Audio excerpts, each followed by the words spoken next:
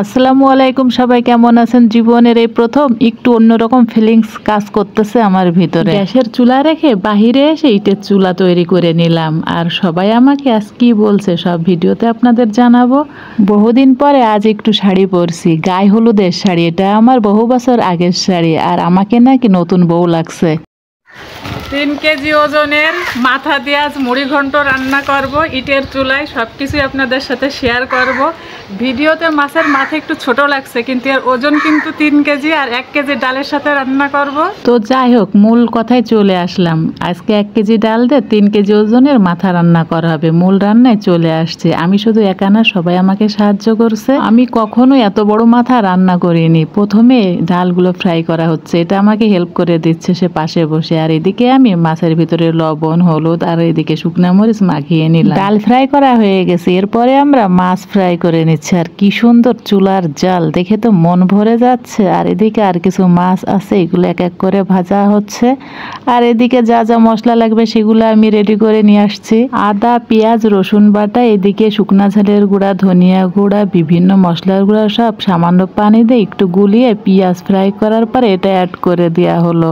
মশলাটা ভালোভাবে নাড়াচাড়া করে এর ভিতরে ডাল অ্যাড করে দিয়ে ভালো করে নাড়াচাড়া করে কিছু পানি অ্যাড করে দেওয়া হলো। আর পানিটা ভিডিও করতে আমার খেয়াল নেই। আর চুলার রান্না স্বাদই আলাদা। মাছের মাথাটা ছোট ছোট করে কেটে তারপরে ফ্রাই করা হয়েছে। এদিকে বলছে অত বড় মাথার ভিতরে নাকি মশলা ঢুকবে না। আর আমাকে কি সত্যি দেখেন তো নতুন বউ বউ লাগছে কিনা। পানিটা শুকিয়ে যাওয়ার পরে দালচিনি, তেজপাতা, এলাচ দিয়ে দেওয়া হলো।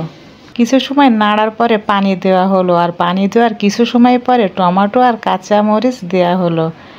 কালারটা কিন্তু অনেক সুন্দর আসছে। আর ওই যে মাথা ফ্রাই করা ছিল সব টুকরো টুকরো করে, সেই মাথাগুলো এবার অ্যাড করে দেওয়া হলো ডালের ভিতরে। আর হ্যাঁ, রান্নাটা কিন্তু আমি পুরোটাই নিজে করিনি, আমাকে সবাই হেল্প করছে।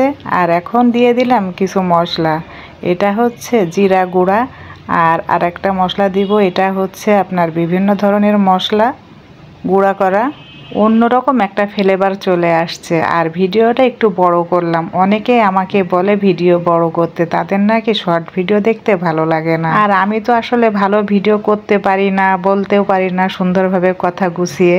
যাই পারি তাই করি, যাই করি তাই দেখায় আপনাদের। তাই এই যে আমাদের কিন্তু মুড়ি ঘন্ট রান্না করা শেষ। রান্নার কালারটাও যেমন, ফ্লেভারও আসছে তেমন। মনে হচ্ছে এখনই খেয়ে নেই।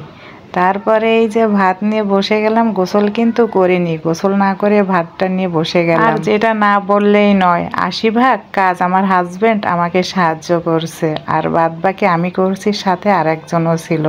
খেতে যে এত মজা হয়েছে বলে বোঝানো যাবে না।